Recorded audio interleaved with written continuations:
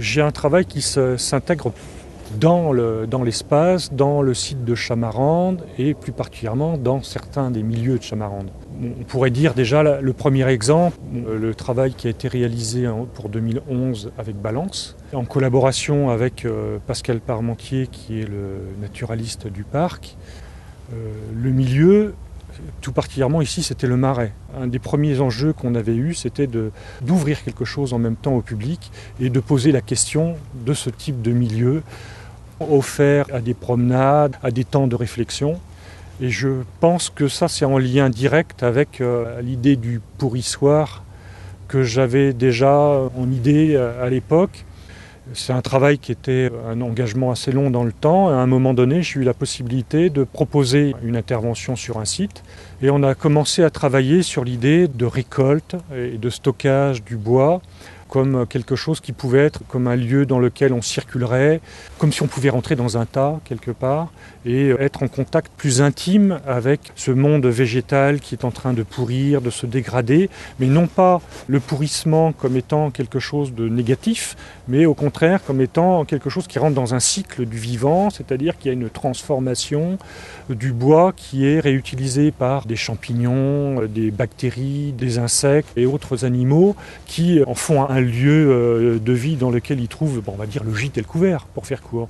Donc ce tas évolue et je trouvais intéressant qu'on puisse, à la limite, pouvoir presque toucher, regarder de près, pourquoi pas sentir. Bon, c'était une action qui était très rapide, mais qui m'a donné envie de poursuivre. Bon, j'en parlais de temps en temps et puis j'ai reproposé donc ce travail que j'ai appelé volontairement pourrissoir, à la fois un petit peu provocatrice, on pourrait dire, parce que c'est pas un terme qui nous est très agréable, ça peut évoquer des choses de la décomposition avec de mauvaises odeurs, avec des choses qu'on n'a pas envie de voir. Et donc le pourrissoir, ça a été une négociation où on a cherché la possibilité d'intervenir dans un milieu boisé, sous lesquels on va trouver du bois mort, du bois tombé, du bois pourrissant.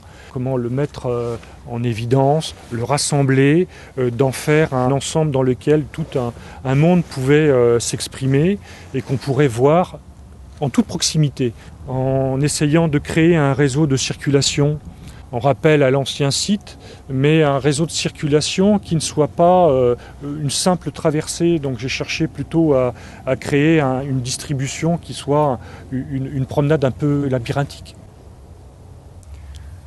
Tout mon travail est un travail qui est, je pense, quelque chose de plutôt lent, quelque chose qui a besoin de temps, de durée pour se développer. Je suis quelqu'un qui vient sur un lieu, qui doit trouver un petit peu ses marques pour pouvoir produire une pensée, une idée, de trouver des stratégies. Et ça, c'est peut-être une façon à la fois consciente et pas toujours d'être un peu à l'encontre d'un mode de vie dans une société qui a toujours demandé d'aller de plus en plus vite, d'être dans la suroccupation, de donner une horreur du vide. Et je me rends compte que je suis entré dans une forme de résistance à ma manière, à ces formes-là.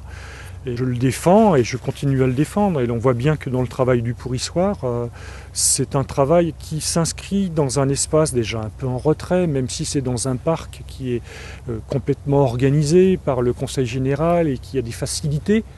N'empêche que pour venir jusqu'à l'endroit, il faut stocker, déplacer du bois, l'emmener à la fin, même jusqu'à la brouette ou à la main, l'emmener sur le terrain, monter progressivement les bûches.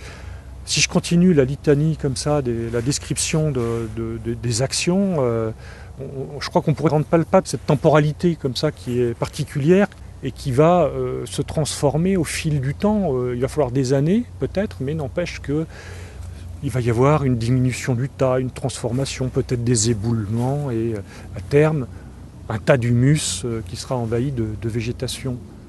Donc ça, je pense que dans le travail lui-même est inscrit une dimension qui s'oppose un petit peu à des façons de vouloir vivre la société aujourd'hui.